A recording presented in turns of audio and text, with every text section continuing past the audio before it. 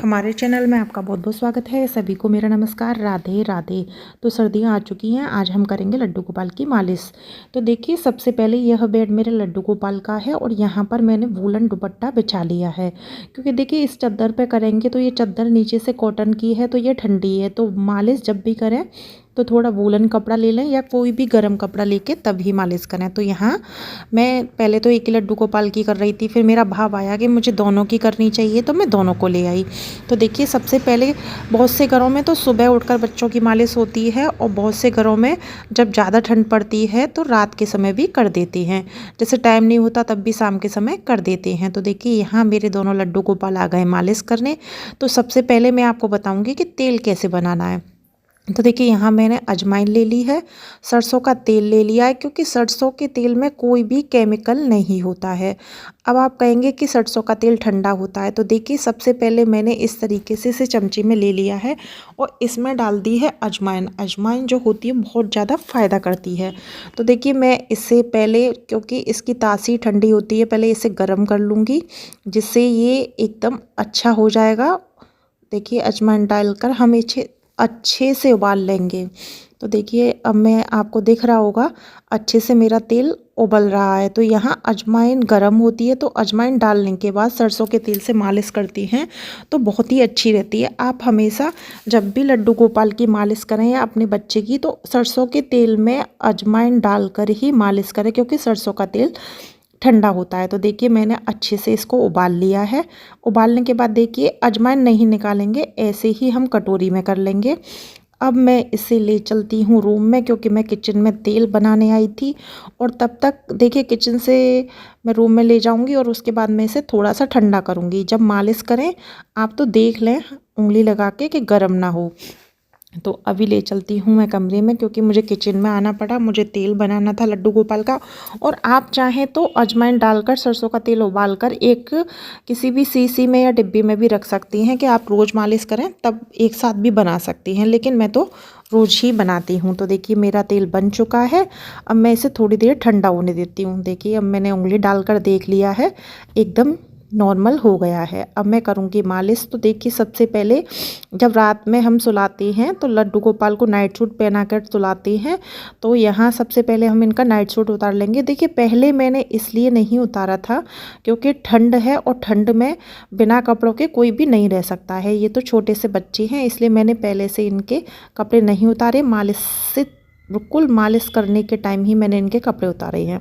तो देखिए, इस तरीके से वूलन कपड़ा लगाने के बाद आप इस तरीके से हाथ पर लें और जैसे हम किसी छोटे बच्चे की मालिश करते हैं बिल्कुल हमें ऐसे ही करनी है। सबसे पहले हमें पैरों की करनी है, क्योंकि कहती हैं लड्डू गोपाल जो होते हैं वो बाल स्वरूप होते हैं और वह सारे दिन मस्ती करते रहते हैं, तो थोड़ी थकान हो जाती है। तो हमें पैरों की करनी चाहिए। और आपको कैसे पता करना है कि आपके लड्डू गोपाल को सर्दी लग रही है?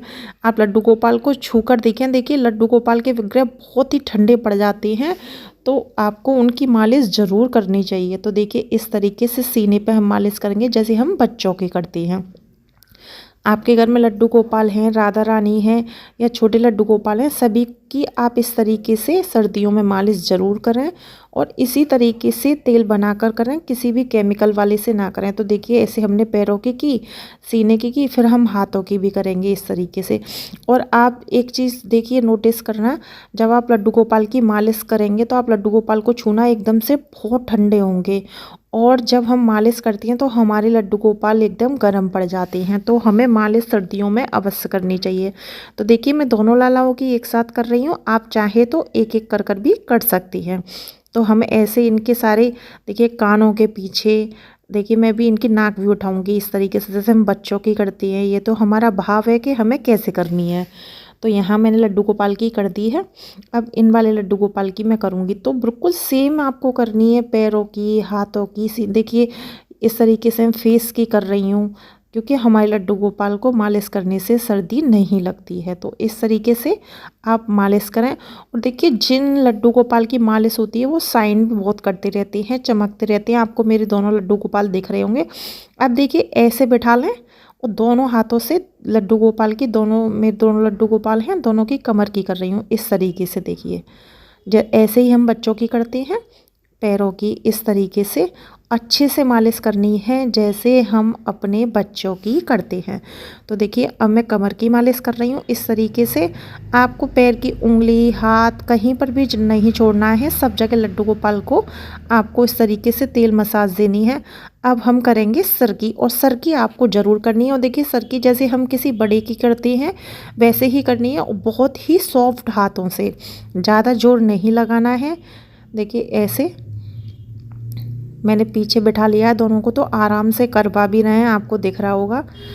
तो यहाँ इस तरीके से हमें लड्डू गोपाल की, और ये आपके ऊपर है कि आप 2 मिनट, वैसे तो मेरे हिसाब से 7 से 10 मिनट तो मालिश करनी ही चाहिए। 2 मिनट, 5 मिनट, 7-8 मिनट, जितनी देर आप करना चाहते हैं उतनी देर आप लड्डू गोपाल की भाव स्वरूप से सेवा कर सकती हैं। तो यहाँ मैंने आपको तेल बनाना भी सिखाया है कि मसाज का, जो हम लड्डू गोपाल की मालिश करते हैं उसका ऑयल कैसे बनाना है।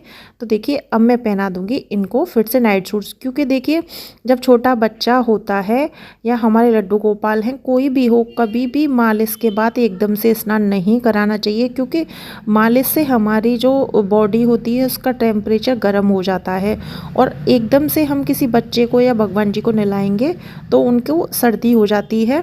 तो इस तरीके से मालिश के बाद हमें कभी भी, आपने जैसे 10 बजे मालिश की है या सुबह 8 बजे की है या 6 बजे की है, तो आप कम से कम 1 घंटा बाद स्नान कराएं लड्डू गोपाल को। हाथ के हाथ मालिश के बाद स्नान हमें कभी नहीं कराना चाहिए। तो देखिए यहाँ मैंने नाइट सूट पहना दिया है।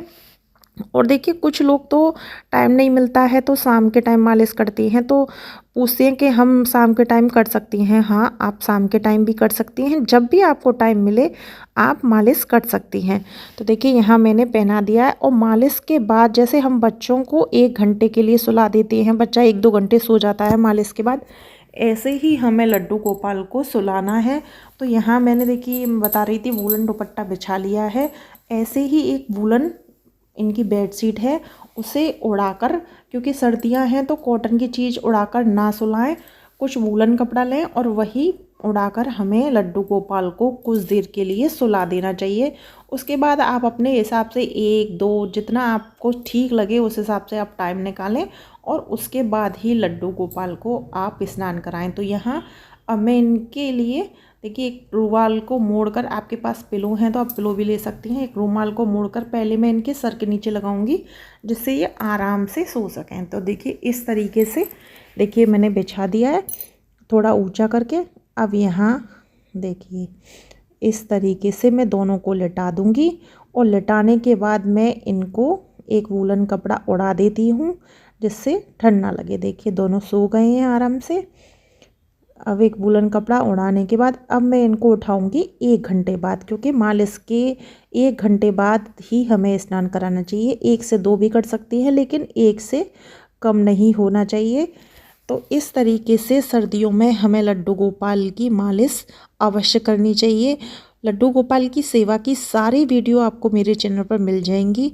अगर वीडियो पसंद आई हो तो चैनल को सब्सक्राइब करें और वीडियो को लाइक शेयर अवश्य करें। सभी को मेरा नमस्कार। राधे राधे।